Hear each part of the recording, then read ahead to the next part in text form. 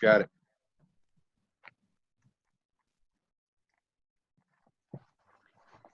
This is the garden of Joseph of Arimathea, with the tomb where Jesus was laid and where he rose.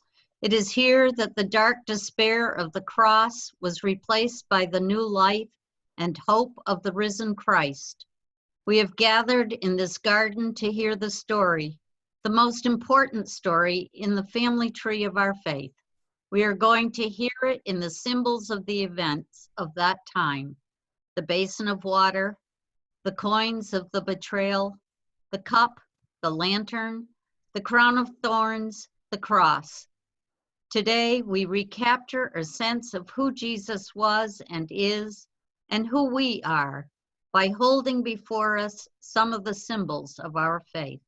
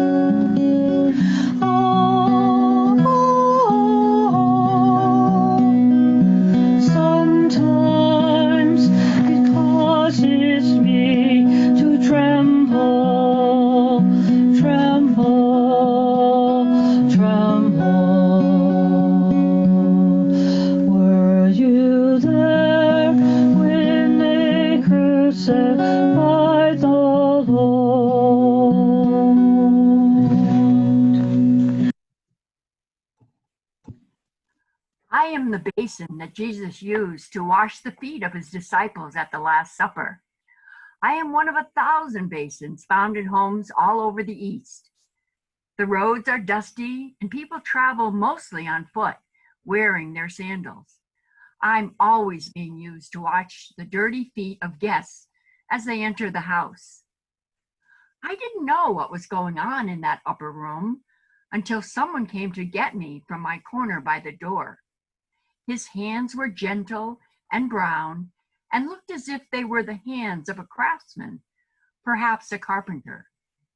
He put me down in front of a group of his friends and he poured water into me and then carefully washed the men's feet.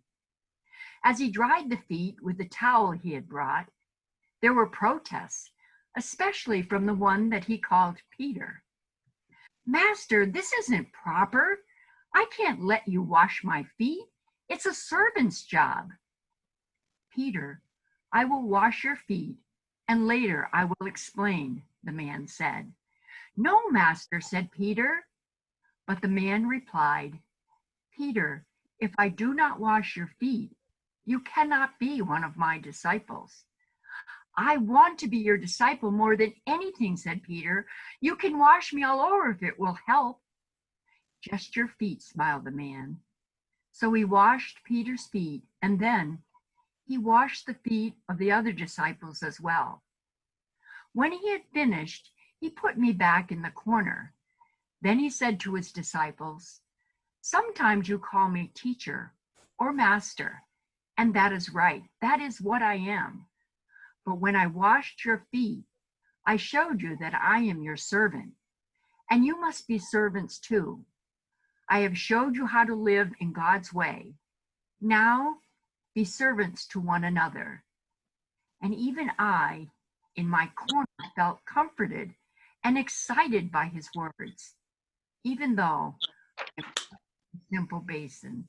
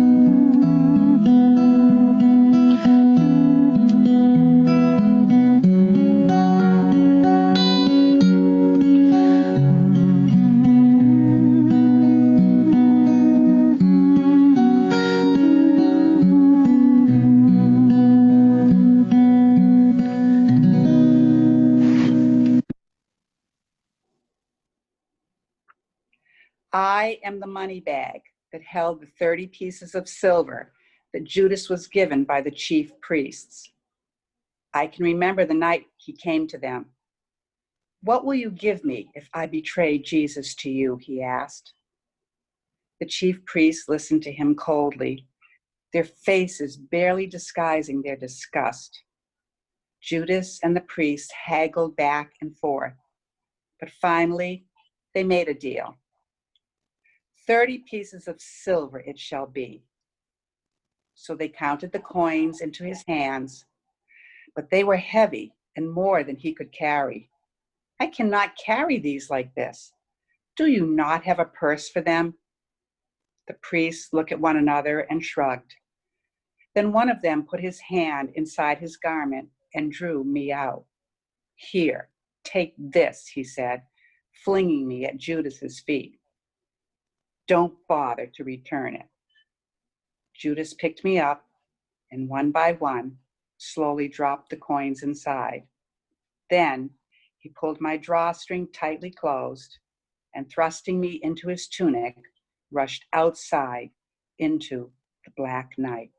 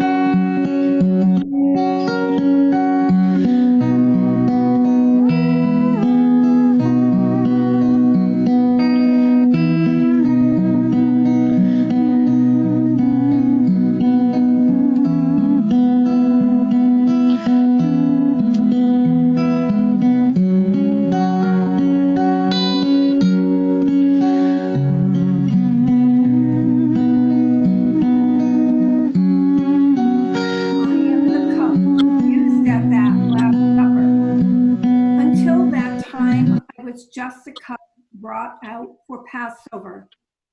But since then, people have searched for me, soldiers have died for me and killed for me, and I have become a symbol of the suffering which those who seek God often discover. The disciples had eaten well, and while eating, they had talked, as people will, of all that had happened that day and of what they hoped for tomorrow. But a silence fell on them as the man stood to offer the blessing that was always said over the bread and wine. He took a loaf of bread, broke it into pieces, and gave it to them, saying, "Take, eat. This is my body." The disciples looked confused as they ate. What could he mean? This is my body? Then he picked me up. When he had given the usual blessing, he passed me to each one, saying, "Drink this, for this is my blood shed for you." More confused than ever, the disciples slowly drank the wine. He tried to explain to them, "From now on, when you eat and drink, you will remember the words I have said, and you will be reminded of this new covenant, the promise of new life that God has given you. Live the way I have shown you, God's way, and people will know that you are my disciples." I still don't think the disciples understood what the man was saying, but they followed him out to the Mount of Olives anyway.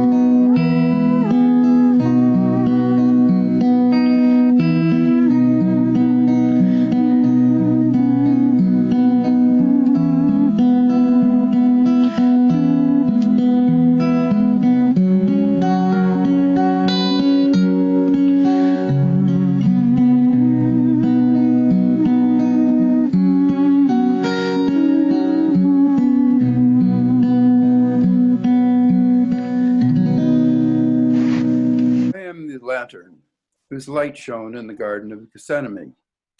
One of the soldiers snatched me off the wall in the barracks where I was usually hung. It must have been a matter of great importance, for he was trembling with excitement. His hands could barely light the wick. He joined a group of soldiers and rough men, each carrying a sword or a staff in one hand and a torch in the other. There seemed to be one man leading us who knew the way. We entered a garden where the perfume of night flowers mingled with the odor of burning torches. The figure of a man loomed in front of us, and the one who was leading us went up to him and kissed him on the cheek. We heard the murmur of voices, something about kiss and betray. The soldier who carried me lifted me so high that my light shone fully on the man. His face bore signs of great mental torment, yet also of inner peace and, yes, even love, as he gazed at those ready to take him away. The officer in charge gave a command, and after a brief scuffle, because one of the men's disciples drew a sword, the soldiers led him away, and although my light shone as brightly as ever, the way seemed very dark.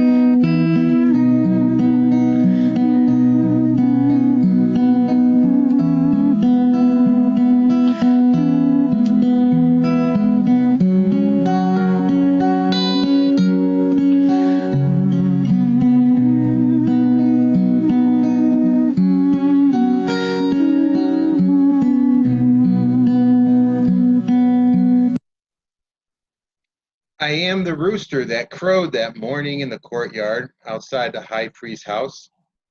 It was almost dawn. Most people were still asleep, but something was in the air. I could feel it. Across the way from my roost, I could see some people moving about, talking and shouting, carrying torches. This was unusual, even for a holy day. I went out near the courtyard gates. I could make nothing out of it, and I dared not go too close in case someone trampled me. Then I noticed the burly fellow who had come into the courtyard to warm himself by the fire. I began to crow. The man started and turned in my direction. Even as he looked, I saw someone approach the man and say something to him, pointing towards the palace. The man replied angrily, shouting. Again I crowed my welcome to the morning. The man stopped his shouting and turned abruptly. As I crowed once more, the man stumbled across the courtyard, and as he went past me, I could hear sobs so powerful they shook his body.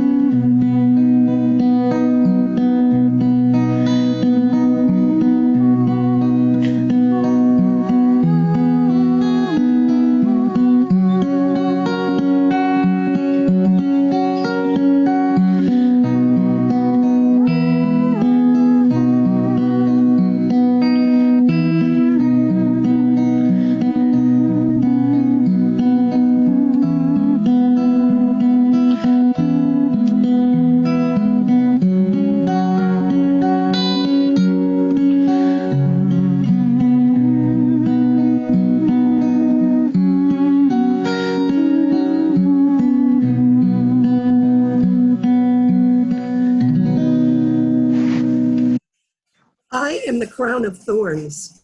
I grew on the outer wall of the courtyard of the governor. I was a clinging rose, my blossoms fragrant and velvety. My thorns were strong and sharp. I will never forget the early hours of the morning when the man was brought before Pilate. Pilate wanted only to be rid of this nuisance sacrifice the high priest had passed on to him.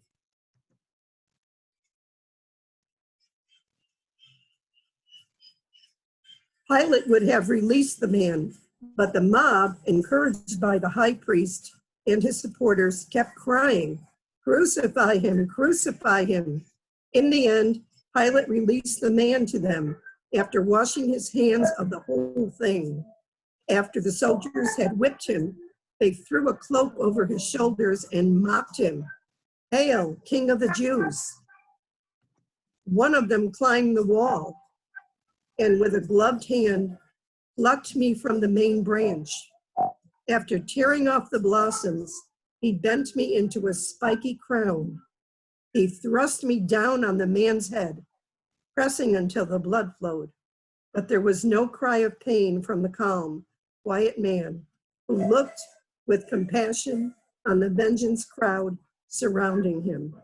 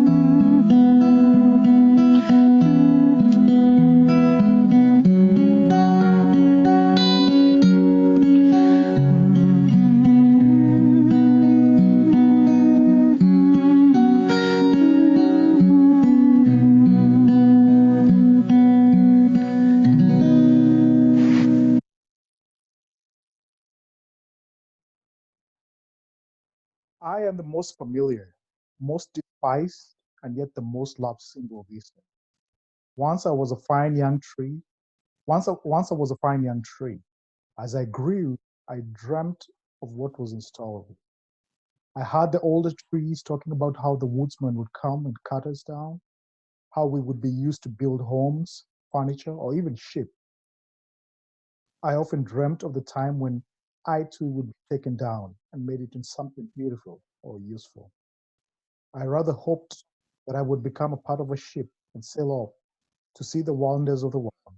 How differently my dream turned out. One day, the woodsmen came and they cut me down. I was proud, yet sad. Sad to be leaving my fellow trees. The man took me to the courtyard of a workshop where they began to shape and hear me. They were good men and loved the touch of the fine wood. "This is beautiful wood," one of them said. "I wish I could make it into a chest for my wife." But when they had finished, they threw me on top of a pile of other rough cut logs. A man came in all in a rush, looked about, spied me, and said, "This one will do," as he hauled me out of the pile. At last, my time has come. I wonder what I am to become. The man did not seem to take pride in his work. He was only bent on getting the job done as quickly as possible, as if they were a job he didn't want to be doing.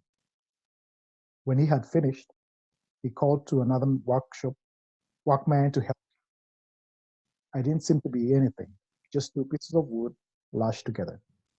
Perhaps there were other pieces that needed to be added.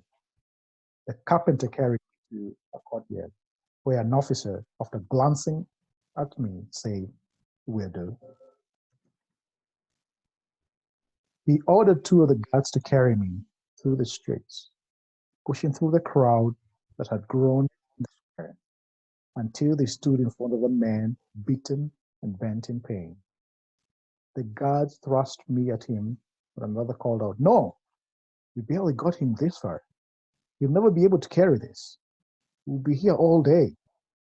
You, hey, you pick this up and carry it by the order of the emperor." The man from the crowd, Simon of Cyrene, they called him, picked me up and began to carry me, followed by the jeering crowd, out of the city to a place called Golgotha. Then and only then did I realize the useful thing I had become. They laid me on the ground, and after laying the tired and the man upon me, they hammered nails into his hands, and feet. The guards groaned as they hoisted me up and set me into a fresh dug hole. I was the cross.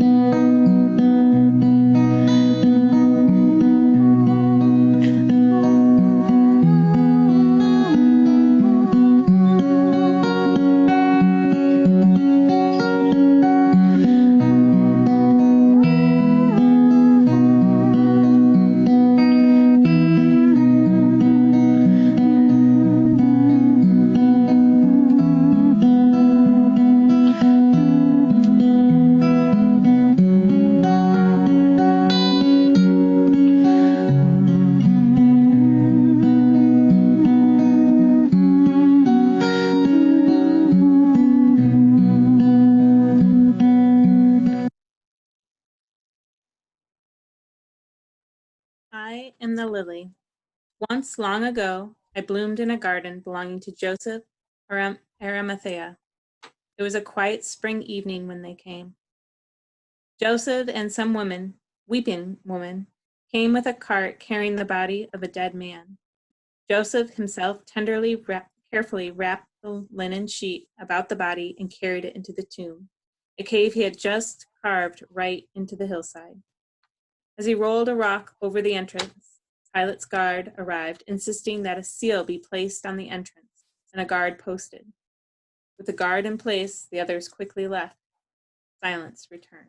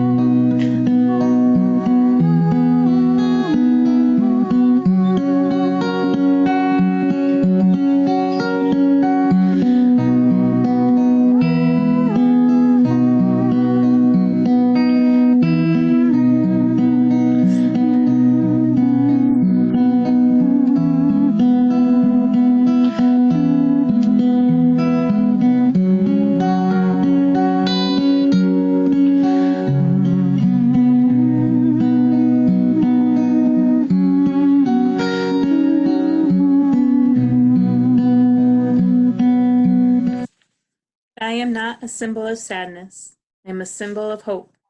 Because you see, the story is not yet over. There's more to come, and I will wait here by the entrance to the tomb to greet my Lord on Easter morning. Journey with us this night, O God, as we contemplate how the disciples abandoned Jesus. Help us to remain faithful. As we ponder the symbols of those last days and hours, transform our lives that we might be living symbols of your love. Amen.